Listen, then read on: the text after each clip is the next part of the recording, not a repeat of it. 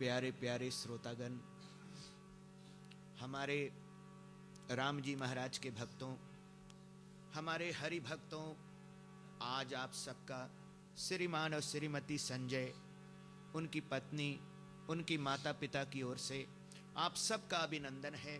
आप सबका स्वागत है कि आप सब लोगों ने अपना बहुमूल्य वक्त को निकाल करके और आकर के इस राम कथा को और श्रवण करने की चेष्टा दिखाई है। अभी से पिछले 8 दिवस तक हम सब ने मिलकर के और ऑकलैंड में कोने कोने में और राम जन्म उत्सव को इस तरह से मनाया कि उसका वर्णन नहीं होता। और आज हम सबका आगमन हमारे ठाकुर जी के मंदिर में, राम जी के मंदिर में हुआ है, तो बड़े भाग्यशाली है हम।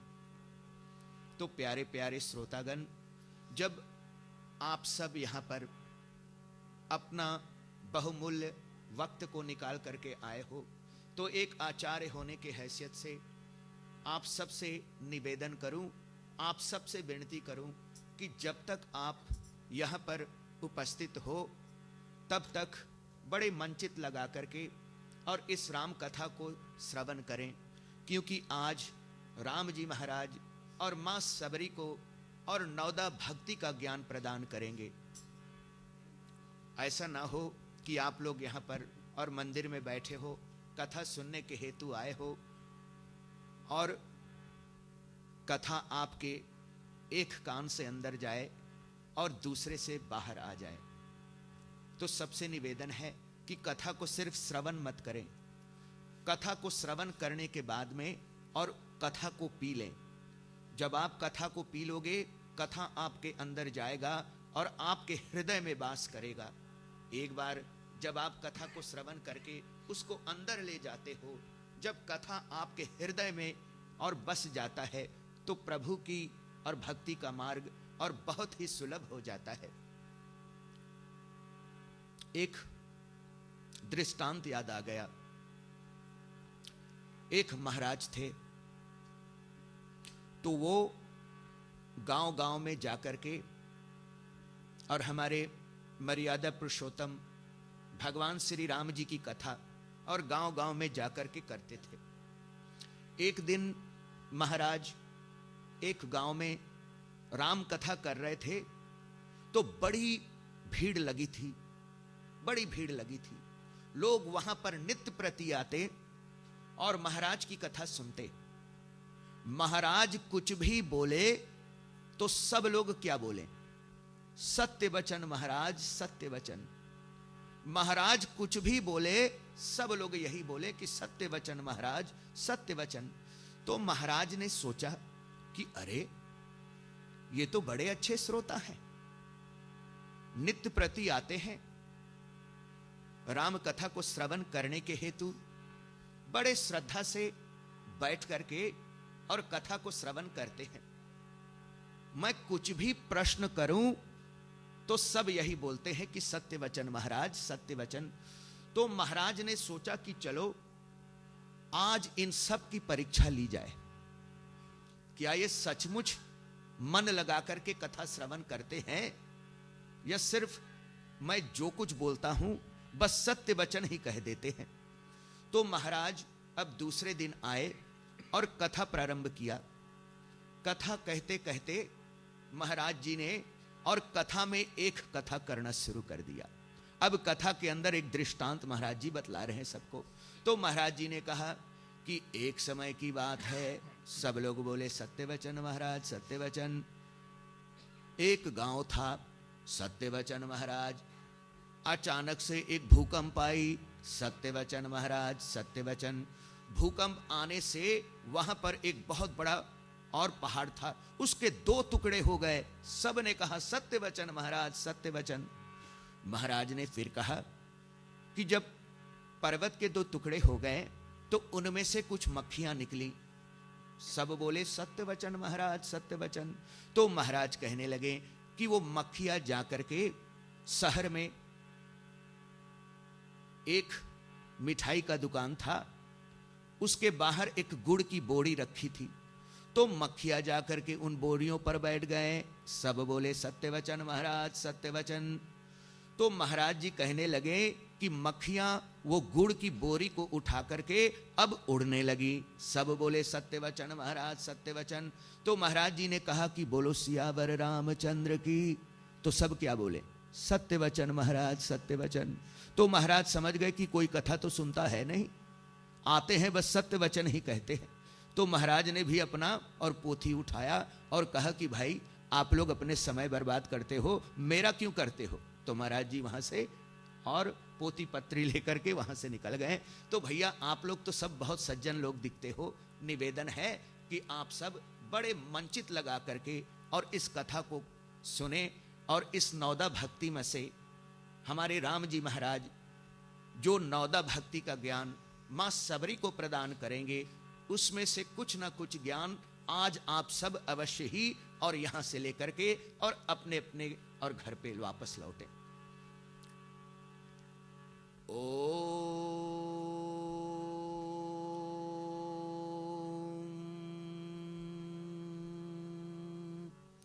नारायणं नमस्कृत्यं नरं चैव नरोत्तमं देवी सरस्वतीं चैव मुदीयरेतं यतो जयम्। ओम सरस्वतये नमस्तुभ्यं वरदे कामरूपिणी विद्यारंभं करिष्यामि सिद्धिर्भवतु मे सदा। तो प्यारे प्यारे श्रोतागण, आज आप सबको लेकर के चलते हैं। राम जी महाराज का वनवास हो गया। वन में रावण और छल से मां सीता को हरण किया और छल से मां सीता को और लंकापुरी लेकर के चले गए। इधर राम जी महाराज अपने छोटे भाई लखन जी के साथ वन वन में भटक करके और वैदेही का पता लगाते थे। जा करके सुबह उठ जाते थे वे दोनों भाई, भगवान का नाम लेकर के अर्चन बंदन नमन करके फिर वन में निकल जाते और अपनी पत्नी यानी सीता माँ का पता लगाने के हेतु। तो प्यारे प्यारे श्रोतागण, अब हमारे राम जी महाराज और लखन लाल और वैदेही को खोजते खोजते अब मां सबरी के आश्रम के पास पहुंचे। मां सबरी कौन है? मां सबरी एक भिलनी है और उनके गुरुजी थे मतंग ऋषि। और एक दिन जब मतंग ऋषि को और इस संसार को छोड़ने का समय आया तो वो सबरी से कहने लगे कि हे सबरी, अब मुझे और प्रभु के घर जाने का समय हुआ। अब मैं इस संसार को छोड़ करके और प्रभु के ग्रह में प्रवेश करूंगा। तब तो मां सबरी और गुरुजी से कहने लगी कि हे गुरुजी महाराज, हमको यहां छोड़ करके तुम क्यों जाते हो? सबरी ने बहुत दिनों तक और अपने गुरुजी की सेवा की थी। गुरुजी उन पर बहुत प्रसन्न थे। गुरुजी ने कहा कि हे सबरी, तू अभी यहीं पर ठहर। तूने मेरी इतना सेवा की है तो तुमको मैं आशीर्वाद देता हूं कि तुम यहीं पर हमारे इस आश्रम में रुक करके और तुम्हें यहां पर ही साक्षात भगवान श्री राम जी का दर्शन होगा। सबरी, राम जी महाराज अपने भाई लखन के साथ आएंगे और तुम उनको ऋषिमुख पर्वत की और पता बता देना। ऋषिमुख पर्वत पहुंचने का मार्ग और दोनों भाई को हे सबरी तुम अवश्य ही बता देना। तो जब से उनके गुरुजी और सबरी को ये आज्ञा देकर के गए कि आप यहीं पर रहें, और जब राम जी महाराज अपने भाई लखन के साथ यहां पर आए तो हे सबरी, तुम उनकी खूब सेवा करके फिर उनको और ऋषिमुख पर्वत की पता बता देना। ऋषिमुख पर्वत का मार्ग हे सबरी तुम उन्हें अवश्य ही दिखाना। तब सबरी क्या करती, नित्य दिन वो उठती, सुबह प्रभु का नाम लेती, स्नान ध्यान करने के बाद में सबरी तो यही सोचती कि हमारे गुरुजी ने और हमको ये बतलाया है कि एक दिन और राम जी महाराज यहां पर अवश्य आएंगे, लेकिन सबरी को यह नहीं मालूम कि राम जी महाराज किस दिन आएंगे। बस गुरु जी ने कहा था राम जी महाराज आएंगे और आपका दर्शन हे सबरी अवश्य ही होगा। तो सबरी क्या करती, सुबह उठ करके और वृक्षों से पेड़ों से फूल तोड़ती। फूल तोड़ने के बाद में पहले सबरी ये देखती कि इन फूलों में कोई कांटे तो नहीं है। अगर उनमें कांटे हो तो मां सबरी और कांटों को निकाल देती और जो फूल होता उसको अपने आंगन में और बिछा देती कि हमारे राम जी महाराज लखनलाल के साथ आएंगे, न जाने कब आएंगे और हमारे आंगन में, और उनका पावन पवित्र चरण पड़ेगा तो हमारे राम जी महाराज का कोमल पैर और धरती पर ना पड़े, इन फूलों के ही ऊपर पड़े। इसीलिए सबरी रोज फूल तोड़ करके और अपने आश्रम के आगे और बिछा देती कि राम जी महाराज अपने भाई के साथ आएंगे तो इसी मार्ग से और हमारे आश्रम के अंदर आएंगे। तो मार्ग में सबरी फूल बिछा देती, फिर जाती और वृक्ष से फल तोड़ती। फल तोड़ती, जो पका फल दिखता उसको मां सबरी सबसे पहले तोड़ती, उसको एक टोकरी में रखती, और जो फल ना पका हो तो सबरी क्या करती, उसको पहले तोड़ करके थोड़ा सा चख लेती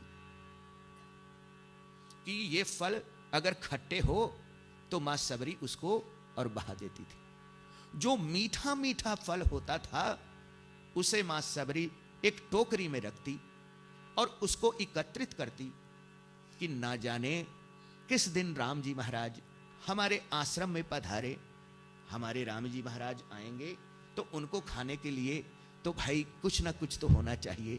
तो मां और वृक्षों से, बैरी के वृक्षों से और वृक्ष तोड़ती, वृक्ष से फल को तोड़ करके और एक टोकरी में रखती। तो एक दिन राम जी महाराज और लखनलाल दोनों घूमते घूमते अब मां सबरी के कुटिया के पास पहुंचे। मां सबरी के कुटिया के पास पहुंचे तो वहां पर मां सबरी बाहर भगवान के लिए वृक्षों से और बैर तोड़ रही थी। बैर जानते हो ना, बेरी जिसको बोलते हैं, उसको तोड़ रही थी। तो राम जी महाराज और लखनलाल वहां पर पधारे।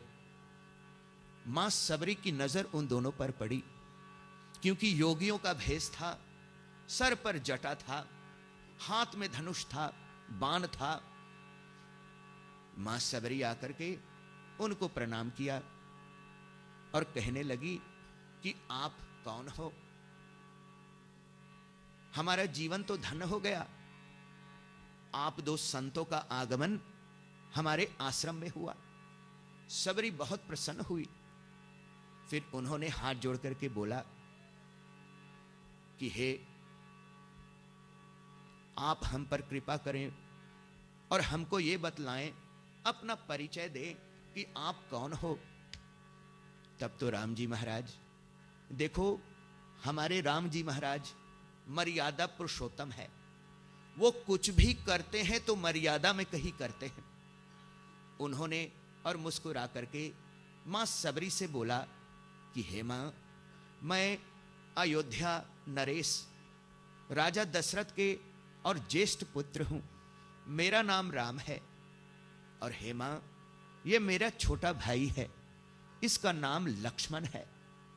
बस इतना ही राम और लक्ष्मण, राम के मुख से इतना ही सुनते ही सबरी समझ गई कि मेरे इतने हजार वर्षों का तपस्या लगता है आज प्रभु की कृपा से और पूरी हो गई।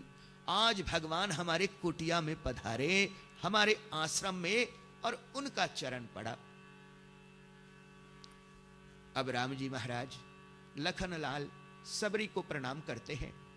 सबरी राम जी को देखती है, लक्ष्मण जी को देखती है। सबरी के मुख से कुछ वचन ही नहीं निकलते। बस सबरी प्रेम विभोर हो करके और राम जी महाराज और लक्ष्मण की ओर देखती, कुछ कहना चाहती, सबरी के मुख से कुछ निकलता नहीं। बस सबरी के नजर राम जी महाराज के चरणों में। मां सबरी राम जी के चरणों को देखती है, अपने जीवन को सफल मानती है और बारंबार हृदय में राम जी महाराज का वंदन करती है।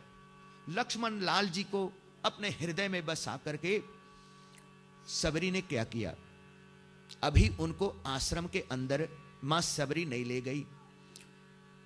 सबरी जल ला करके पहले दोनों भाइयों को वहां पर बिठाया, बाहर ही, अभी आश्रम के अंदर नहीं है हमारे ठाकुर जी, बाहर ही बिठा करके और उनके चरणों को सबरी धोने लगी। राम जी के चरणों को धोते धोते सबरी भूल गई कि भगवान के चरणों में तो जल भी छोड़ा जाता है, तब तो स्नान होगा। तो सबरी के आंखों से प्रेम के आंसू बह रहे, सबरी के मुख से कुछ निकलता नहीं, बस उसके आंखों से और प्रेम धारा बह रहा है। वहीं अपने प्रेम धारों से, अपने इन आंखों के आंसू से और सबरी राम जी महाराज के चरणों को धोने लगी। भगवान के चरणों को सबरी ने ऐसा धोया है कि तुलसीदास जी महाराज कहते हैं कि उसका वर्णन नहीं होता।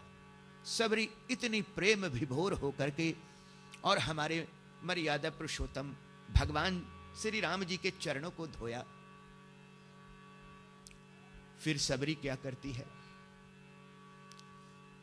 राम जी महाराज के हाथ को पकड़ करके उनसे विनती करती कि हे राम जी महाराज, आप हमारे आंगन में पधारे, हमारे आश्रम पर आपका आगमन हुआ, हमारा जीवन तो सफल हो गया, मैं धन्य हो गई प्रभु। जो मेरे गुरु जी की आज्ञा थी, आपकी कृपा से आज वो पूरी हुई। और आगे देखते हैं गोस्वामी जी क्या कहते हैं। ये जो रामायण की कथा है, ये शंकर जी पार्वती को कैलाश पर्वत पर, काक भुसुंड जी गरुड़ जी से नीलगृह पर्वत पर, यजवल्क मुनि भरद्वाज जी से प्रयाग में, तुलसीदास जी महाराज अपने संत मंडलियों के साथ में अयोध्या जी में, और आज हमारे ठाकुर जी की कृपा से और हमारे महाराज जी दिनेश सेमवल और मामा रविदत्त शर्मा जी की आशीर्वाद से, और आज मैं इस राम मंदिर में बैठ करके और वही अमृतमय कथा और आपको श्रवण करा रहा हूं। अब आगे देखते हैं कि गोस्वामी जी क्या कहते हैं।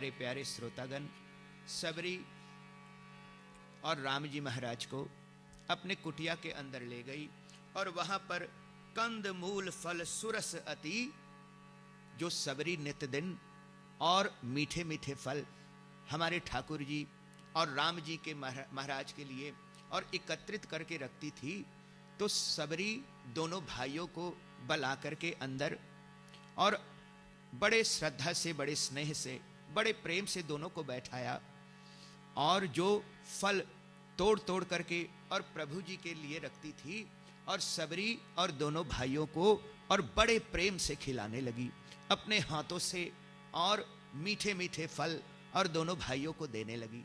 तो राम जी महाराज तो तुरंत और सबरी के दिए हुए फल को इतनी प्रेम से खा गए और खाने लगे बड़े प्रेम से। राम जी महाराज ने, देखो हमारे राम जी महाराज भक्तों के बस में है,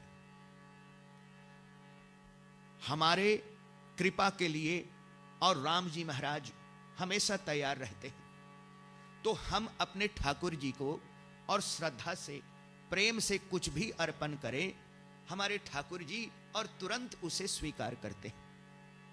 लेकिन हां, कुछ भी हमारे ठाकुर को अर्पण करें तो ये ख्याल रहे कि बड़े श्रद्धा से, बड़े भक्ति से और हमारे रघुनंदन सरकार राम जी को अर्पण करोगे, हमारे ठाकुर जी और तुरंत ही उसे स्वीकार करेंगे। तो राम जी महाराज खाते खाते तो उसमें मां सबरी जो और मीठे फल को चख कर रखती थी, तो कुछ जूठे बैर भी थे, क्योंकि सबरी ने चखा था कि ये मीठे हैं कि खट्टे हैं। तो उस टोकरी में और सबरी के जूठे बैर भी थे, वो भी उठा करके राम जी महाराज को दिया। राम जी महाराज तो प्रेम विभोर हो करके और उसको प्रेम से खा लिया सबरी के जूठे बैर। देखो आज हमारे चराचर जगत के स्वामी श्री राम जी महाराज अपने भक्तों के बस में और जूठे फल खा रहे हैं, क्योंकि मां सबरी उन्हें श्रद्धा से खिला रही। अगर तुम श्रद्धा से भगवान को कुछ भी अर्पण करो तो हमारे ठाकुर जी और अवश्य ही उसे स्वीकार करेंगे। तो प्रेम से खाने लगे। लक्ष्मण जी की आंख जब राम जी की ओर पड़ी, उसने देखा कि राम जी महाराज तो सबरी के जूठे फल खा रहे हैं और बड़े प्रेम से खा रहे हैं। तो लक्ष्मण जी राम जी की ओर देखें, राम जी समझ गए कि ये लखन कहना क्या चाहता है। तो राम जी महाराज मन ही मन और लखन के मन के बातों को जान लिया और लखन से उन्होंने कुछ नहीं कहा, बस लखन की ओर देखे और आंखों ही आंखों में और दोनों भाइयों की बातें हुई। राम जी महाराज जबान से कुछ नहीं बोले, बस आंख से लखन लाल की ओर और इशारा किया। लखन भी समझ गए कि हमारे भाई, हमारे ठाकुर जी चराचर जगत के स्वामी आज अपने भक्तों के प्रेम में इतने डूब गए हैं कि देखो, और सबरी जो भीलनी है, जो छोटी जात की है, आज उनके जूठे बैर को हमारे ठाकुर जी ऐसे चख रहे हैं कि तुलसीदास जी महाराज कहते हैं कि कैसे इन मुख से मैं उस चरित्र का वर्णन करूं। तो लक्ष्मण जी भी खाएं। फिर सबरी क्या करती है कि पानी जोर आगे भई ठारी, प्रभु विलो की प्रीति और बाड़ी, कहे विधि आस्तुति करऊं तुम्हारी, आधम जाति मैं जड़ मति भारी। तो सबरी क्या कहती है, जब उन्होंने देखा कि दोनों भाई और प्रेम से और मीठे मीठे बैर को खा लिया, तो सबरी आगे आकर के हाथ जोड़ करके हमारे ठाकुर जी के पास खड़ी हो गई, ठाकुर जी के आगे खड़ी हो गई और कहने लगी कि हे चराचर जगत के स्वामी, हे मर्यादा पुरुषोत्तम श्री राम जी महाराज, मुझको मेरे मन में, मेरे हृदय में यह नहीं आ रहा है कि मैं किस प्रकार से तुम्हारी स्तुति करूं, किस प्रकार से तुम्हारी सेवा करूं सबरी। भगवान जी ऐसा कह करके, और सबरी जब भगवान से कहती है कि कही विधिया स्तुति करो तुम्हारी, आधम जाति मैं जड़मति भारी, कि किस प्रकार से आपकी स्तुति करो, मैं तो भीलनी हूं और छोटे जात की हूं, मैं किस प्रकार से हे रघुनंदन सरकार और आपकी सेवा करूं। कि अधमते आधम आधम अति नारी। सबरी कहती है कि जो आदम यानी कि जो सबसे छोटे जात के लोग होते हैं, मैं तो उनसे भी छोटी जात की हूं, मैं भीलनी हूं, छोटी जात की हूं। और उसके बाद मैं तो मंदमती हूं कि मेरा पास उतना ज्ञान नहीं है महाराज जी कि किस प्रकार से आपकी स्तुति करूं, किस प्रकार से आपकी सेवा कहूं। कि कह रघुपति सुनो भामनी बाता, मानहु एक भक्ति करनाता। सबरी ने ऐसा निवेदन किया तो राम जी महाराज फिर से मुस्कुरा करके बोले कि हे मां, ये जो ऊंच नीच भेदभाव ये मैंने नहीं बनाया। राम जी महाराज सबरी से कहते हैं कि मां, ये जो ऊंच नीच भेदभाव ये मैंने नहीं प्रकट किया, ये तो तुम लोगों ने खुद ही बनाया है। क्योंकि ये त्रेता युग की बात है, रामचरितमानस की बात है, ये गीता की बात नहीं है। बाद में तो कृष्ण जी ने स्वयं स्पष्ट किया है। लेकिन राम जी कहते हैं कि देखो सबरी, मैं इस संसार में अपने भक्तों के प्रति एक ही नाता रखता हूं। मुझे न तो कोई अप्रिय है और न कोई प्रिय है, सब मुझ में एक सम है।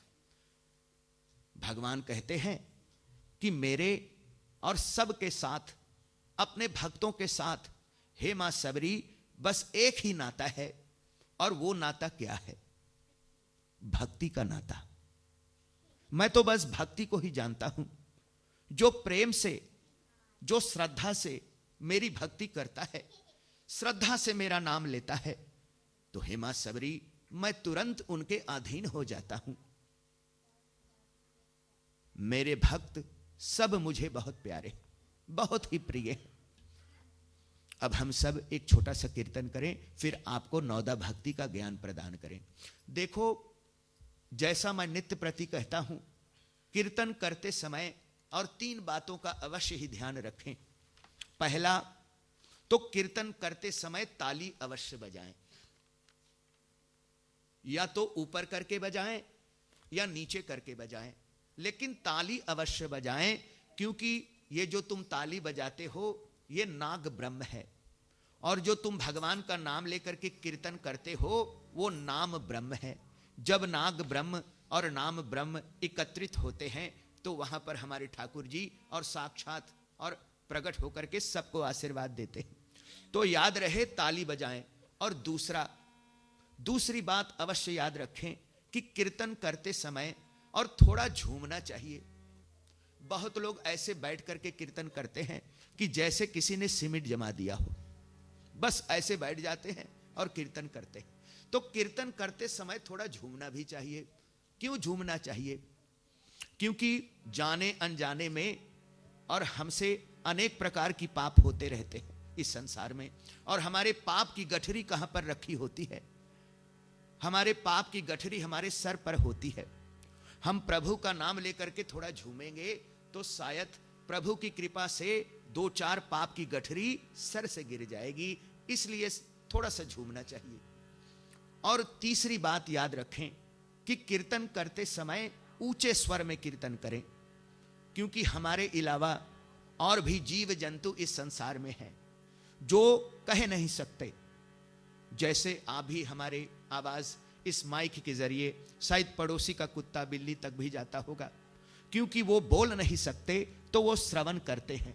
तो आप लोग और जोर से कीर्तन करोगे तो आपकी आवाज उनके कानों तक भी पहुंचेगा और उनका भी कल्याण हो जाएगा। तो ऊंचे स्वर में कीर्तन करें, सब लोग साथ हो जाएं और इस कीर्तन में भाग लें।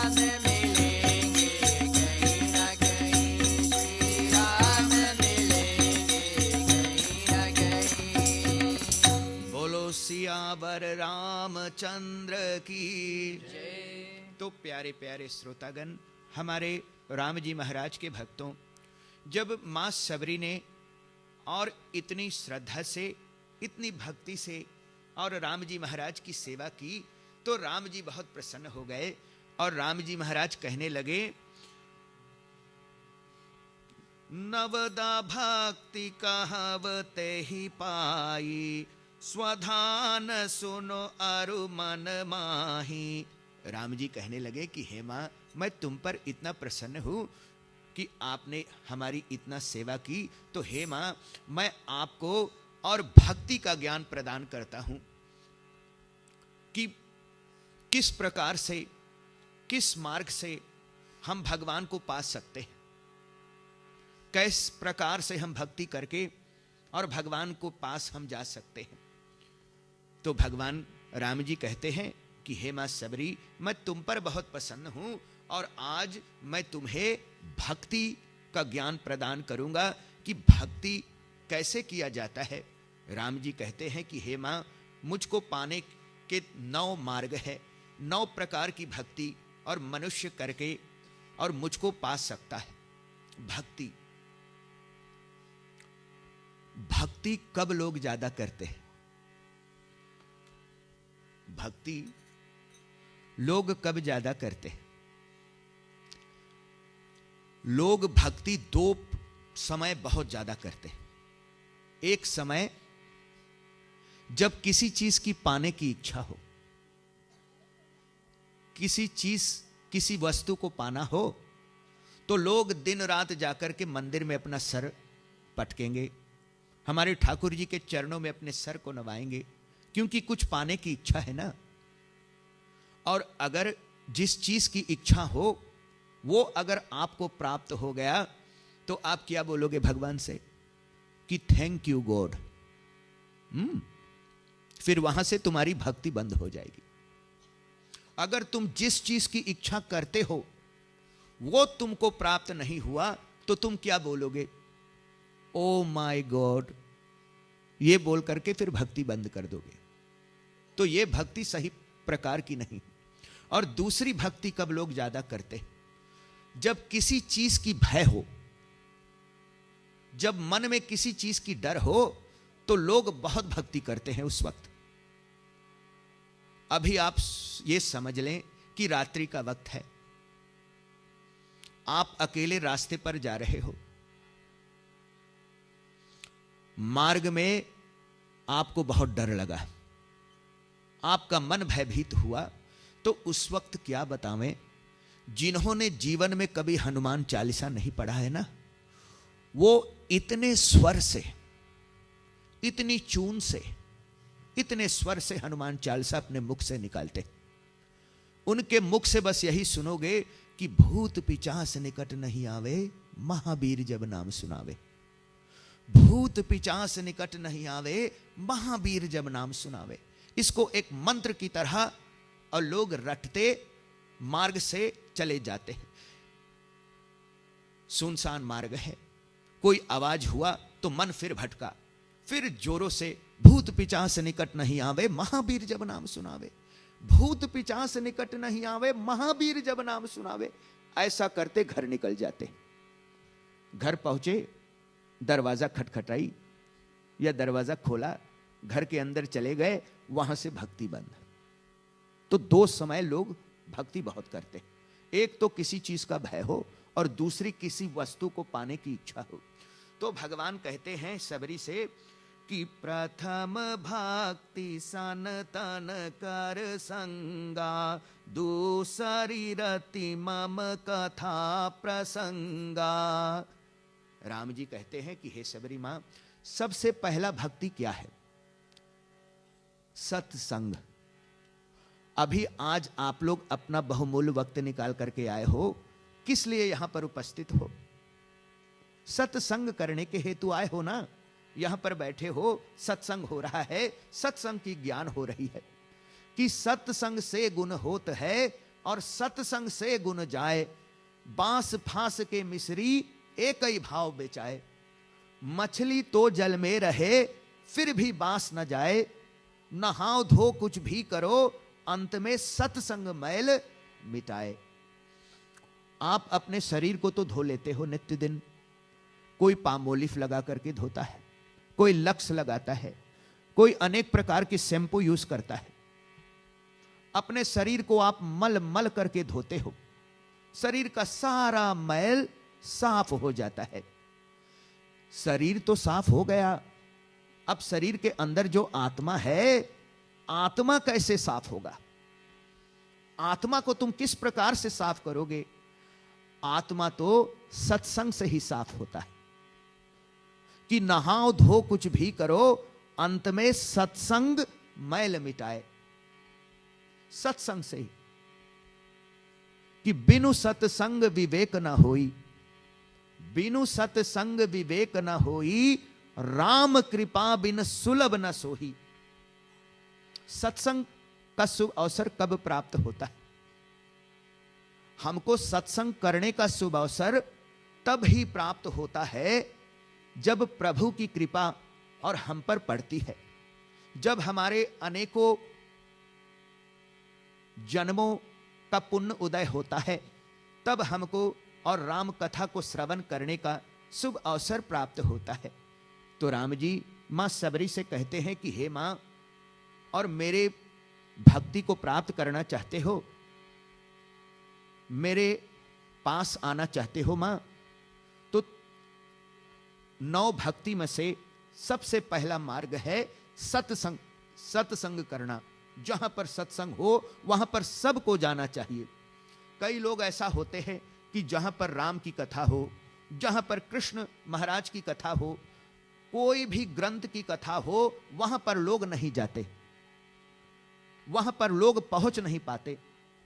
मैं कई बार पूछता हूं कि भैया, आपके गांव में तो बहुत बड़ा कथा चल रहा है, बहुत बड़ी सत्संग है, क्या आप रोज जाते हो, नित्य प्रति वहां पर जाकर के सत्संग में भाग लेते हो? तो कई लोग तो हमसे यही बोलते हैं कि बोले पंडित टाइम कहां, इतने बिजी हैं, समय नहीं मिलता। कई लोग तो ऐसा बोलते हैं कि बोले इतना बिजी है महाराज कि बोले खाना खाने का अवसर नहीं। तो लोग भगदड़ में रहते हैं, सुबह उठते ही भगदड़ शुरू हो जाती है। बच्चे को तैयार करना है, उनका लंच बनाना है, बच्चों की यूनिफॉर्म तैयार करना है, तो लोग इसी में रह जाते हैं और सत्संग में नहीं जा पाते। तो राम जी महाराज कहते हैं कि सत्संग की सबसे पहली सीढ़ी, भक्ति की सबसे पहली सीढ़ी सत्संग है। जहां पर सत्संग हो वहां पर अवश्य ही जाना चाहिए। अब देखते हैं गोस्वामी जी क्या कहते हैं। और राम जी कहते हैं कि पहली भक्ति का मार्ग है सत्संग, और दूसरी रति मम कथा प्रसंगा, जहां पर प्रभु की कथा हो वहां पर अवश्य ही जाना चाहिए। बहुत लोग ऐसा कहते हैं कि कैसे जाएं, हमको तो निमंत्रण नहीं मिला। तो भैया, प्रभु की कथा में जाने का निमंत्रण कब से मिलने लगा? आप ये जाने कि प्रभु की कथा हो रही है, आप वहां पर अवश्य ही जाएं। आप वहां गए, कोई आपको वहां से खेदेगा तो नहीं। कथा तो सुनने जाते हो, तो कथा के लिए निमंत्रण की आवश्यकता नहीं। आप उतनी देर जाएं जितनी देर कथा हो, और उसमें अवश्य ही भाग लें। बहुत लोग हैं जो कथा हो तो वहां पहुंच नहीं पाते, और अगर बॉलीवुड से कोई स्टार आया, धर्मेंद्र, गोविंदा आ गए, सुनील शेट्टी आया, तो भैया 2 महीने पहले से ही टिकट की बुकिंग होती है। लोग अपना समय निकाल करके और वहां पहुंच जाते हैं, लेकिन अपना समय निकाल करके और हमारे राम जी की कथा में नहीं आ पाते। तो भगवान कहते हैं कि दूसरी रति मम कथा प्रसंगा। फिर भगवान कहते हैं कि गुरु पद पंकज सेवा, तीसरी भक्ति अमान।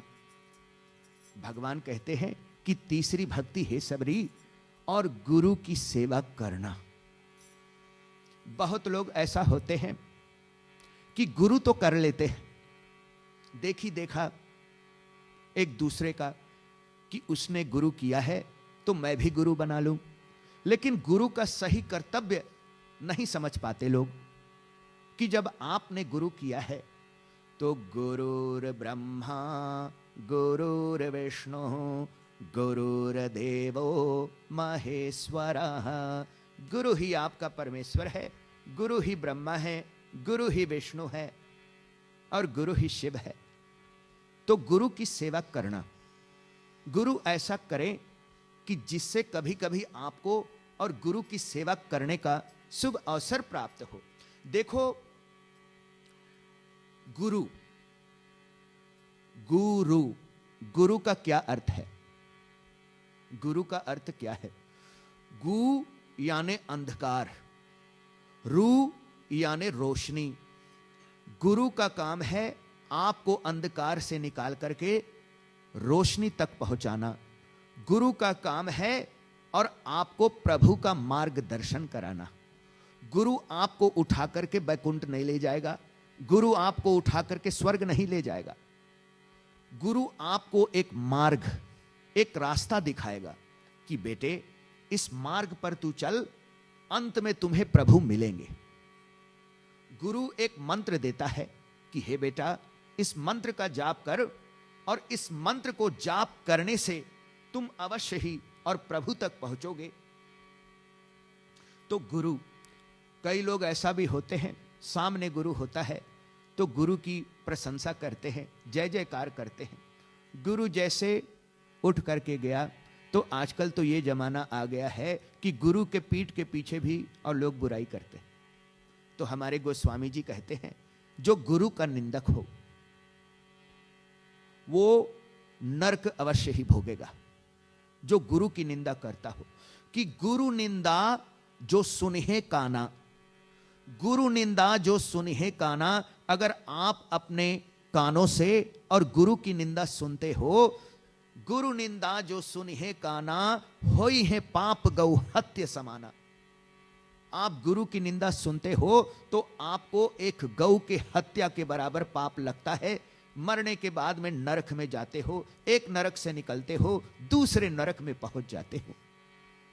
तो जब आप गुरु करते हो तो मन से अभिमान को त्याग कर श्रद्धा से और गुरु की सेवा करो। अब आगे देखते हैं गोस्वामी जी क्या कहते हैं।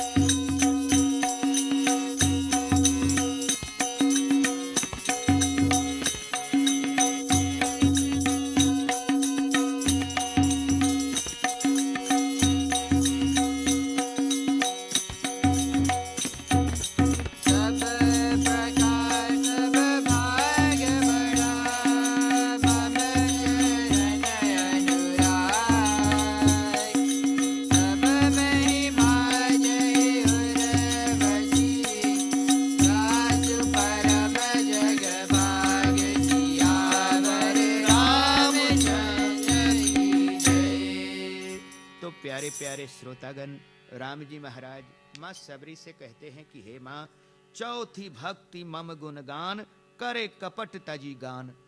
और हे माँ, चौथी भक्ति मेरा ही गुणगान करें, मेरा ही नाम नित्य प्रति ले।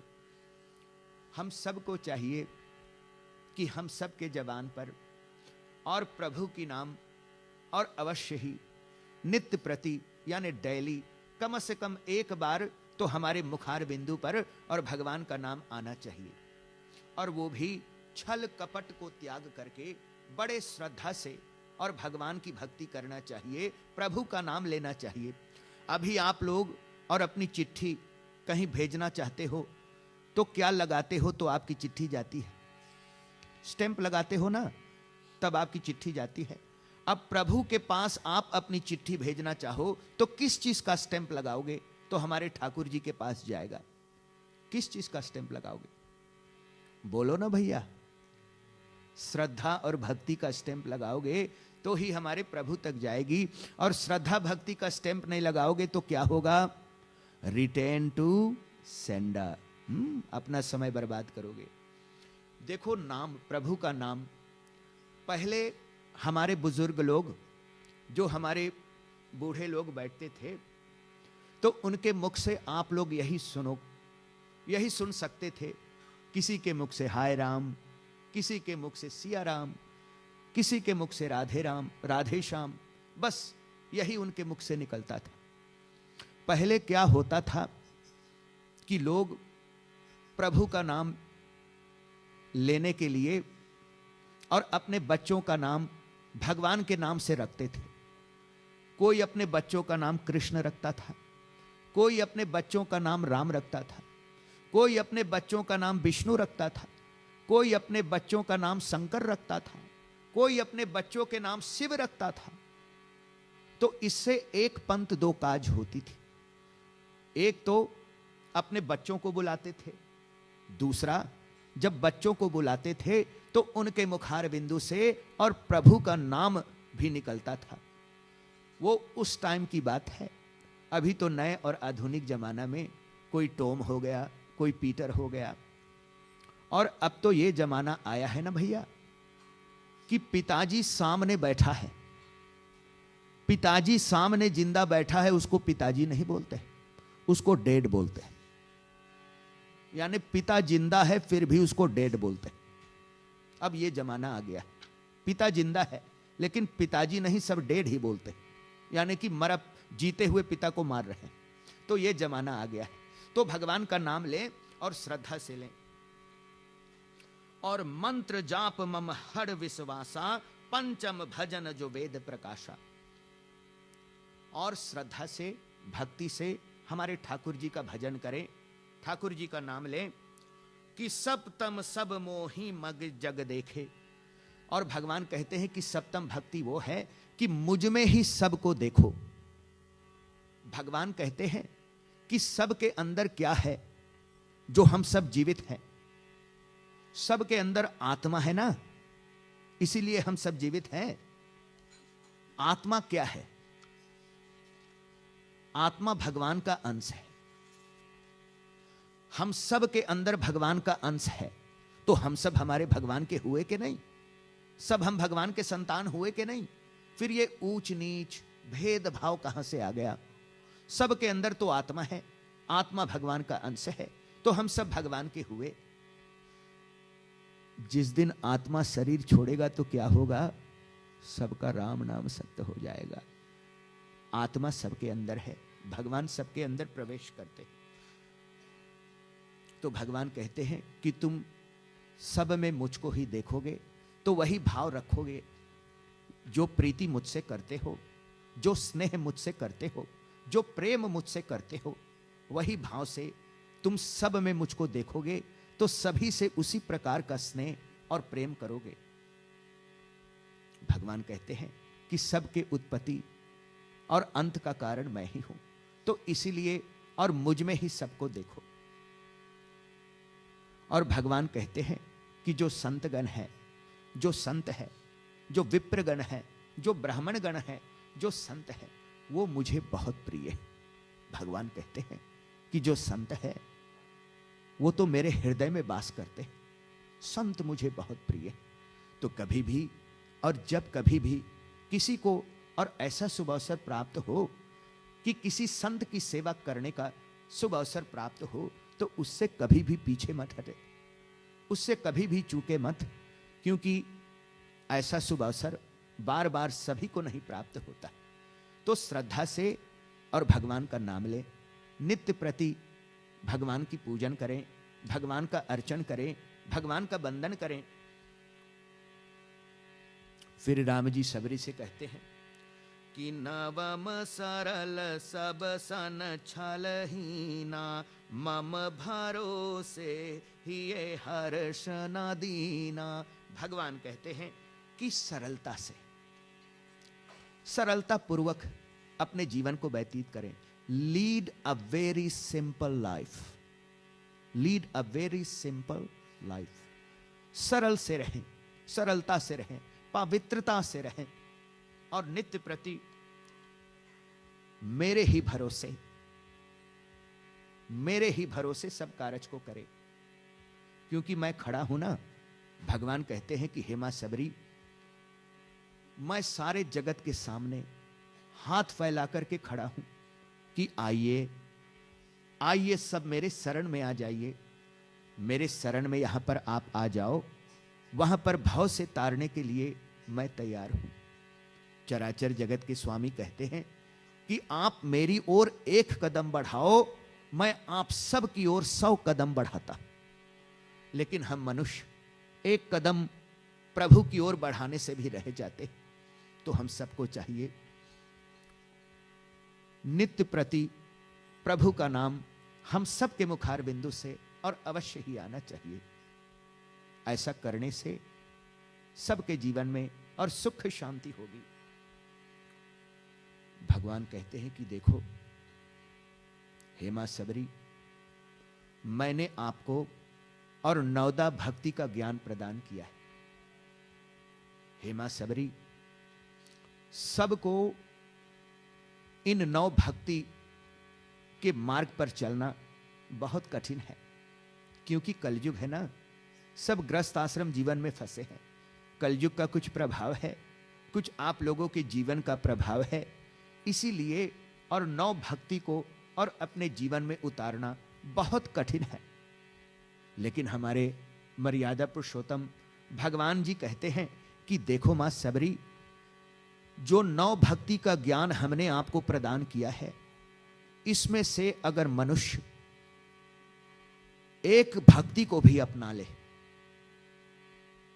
नौ भक्ति में से एक भक्ति को भी अगर कोई अपने जीवन में लाए और उसके अमल पर चले, तो राम जी कहते हैं कि हे मां सबरी, अंत में वो मुझको अवश्य ही पा लेंगे और मेरे शरण में अवश्य ही आएंगे।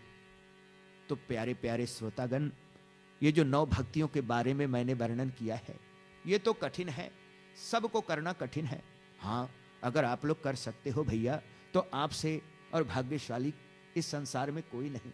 लेकिन लोगों का प्रभाव, देश का प्रभाव, युग का प्रभाव, इस कारण से गोस्वामी जी कहते हैं कि राम जी महाराज कहते हैं कि इन नौ भक्ति में से अगर एक भक्ति को भी अपना लो तो अपने जीवन को सफल बनाएं। अब अंत में आप सबसे निवेदन करूं कि आप तो सब बड़े सज्जन लोग दिखते हैं, आप सबके घर में एक देव मंदिर अवश्य होगा, है कि नहीं? सबके घर में बोलो ना भैया, है। सब लोग देखो, कोई भी कहीं जाता है, पहले किसी घर में शिफ्ट करता है, मूव करता है, और कोई नया घर में जाकर के बसता है, तो लोग क्या कहते हैं? अपने बच्चों से कहते हैं कि हे बेटे, सबसे अच्छा कबर्ड खोजो, सबसे अच्छा कबर्ड खोजो, यहां पर हमको देव मंदिर बनाना है। एक अच्छी कबर्ड खोज करके उसमें ला करके लाल पीले वस्त्र ऐसे बिछा देते हैं, उसको ऐसा सजा देते हैं और ला करके हमारे ठाकुर जी को कबर्ड में बैठा देते हैं। ठाकुर जी आ गए, ठाकुर जी का आगमन हुआ, इधर कबट का डोर यानी किवाड़ी बंद हो गया। अब जो किवाड़ी का दरवाजा बंद हुआ है तो क्या बतावें, वो 2 ही बार हफ्ते में खुलता है। कोई उसको मंगर को खोलता है, कोई शुक्र को खोलता है, कुछ लोग और सोमवार को भी खोल लेते हैं। बाकी दिन हमारे ठाकुर जी और कबट में कैद, बला करके हमारे ठाकुर जी को बिठा करके और केवाड़ी में और कबट में बंद कर देते हैं लोग। कबट में बंद करके उसकी दरवाजा बंद करते हैं, हफ्ता में 2 या 3 बार मुश्किल से खुलता है। तो आप सबसे निवेदन है, जब आपके घर में और देव मंदिर है, जब आपने इतने श्रद्धा भक्ति से हमारे ठाकुर जी को ला करके और वहां पर आसन दिया है, तो आप सबसे निवेदन है कि भैया नित्य प्रति हो सके, समय कम है तो आप लोग और ठाकुर जी के दर्शन तो कर सकते हो। अपने सर को ठाकुर जी के चरणों में झुका सकते हो ना। देखो, भक्ति करना है तो सबसे पहली बात ये याद रखें, बहुत लोग हमारे ठाकुर जी के पास जाकर के खड़े हो जाते हैं, सीना चौड़ा करके हाथ जोड़ करके खड़े हो जाते हैं कि जैसे हमारे ठाकुर जी इनके नौकर। भाई, जब सही मार्ग से भक्ति करना चाहते हो तो पहले हमारे ठाकुर जी के शरणागत बनो, यानी अपने सर को हमारे ठाकुर जी के चरणों में थोड़ा झुकाओ, तब सही मार्ग से आप भक्ति कर पाओगे।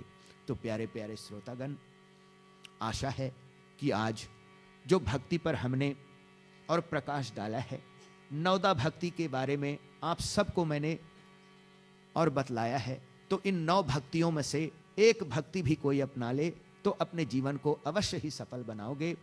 अब अंत में देखते हैं गोस्वामी जी।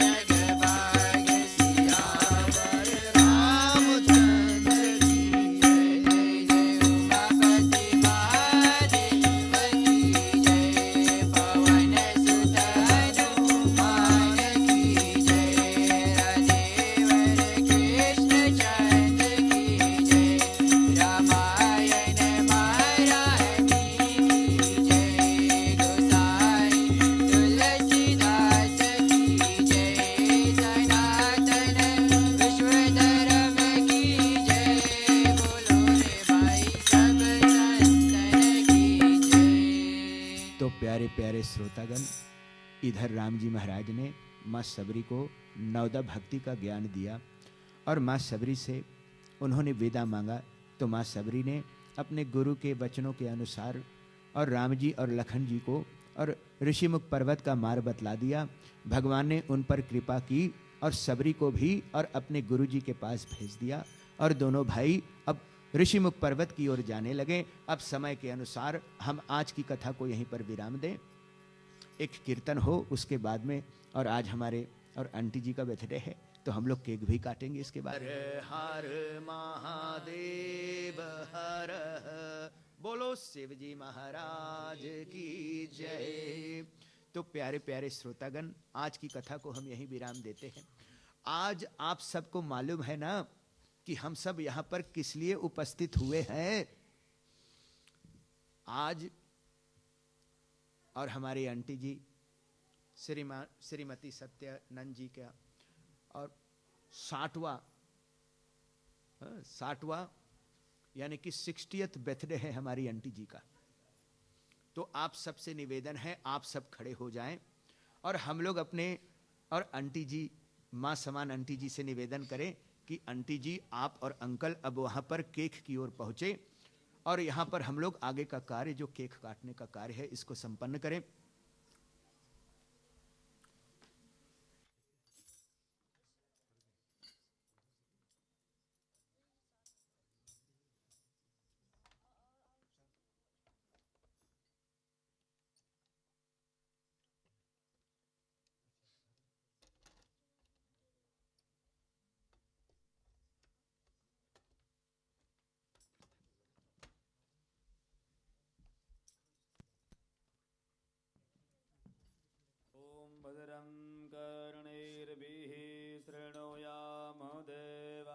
भद्रं पश्येमाक्षभृजतराः स्थिरैरङ्गैस्तुष्टवागुंसस्तनोभिर्व्यसे महिदेवहितं जदायुः भद्रमस्तु शिवं चास्तु महालक्ष्मी प्रसीदतु रक्षन्तु त्वां सुरा सर्वे संपदा स्वस्तिरा भव। आप लोगों से निवेदन भैया, तो केक का गीत है उसको गा लें आप वहाँ से।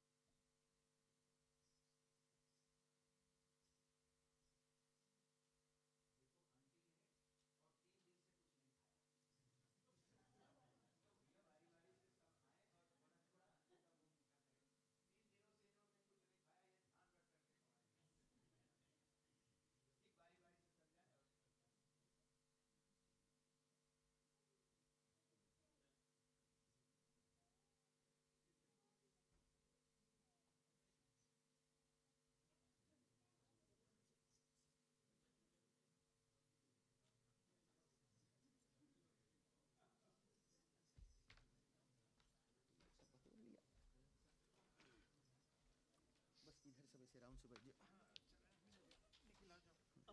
आओ बेटा लोग सब राउंड से बैठ जाओ। इधर आ जाओ बेटा लोग सब ऐसे राउंड से बैठ जाओ। और आगे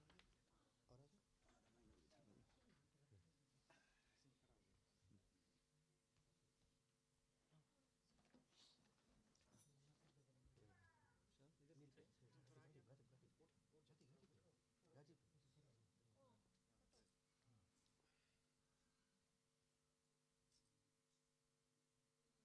हो गया और थोड़ा लगे से दिखा दूंगा।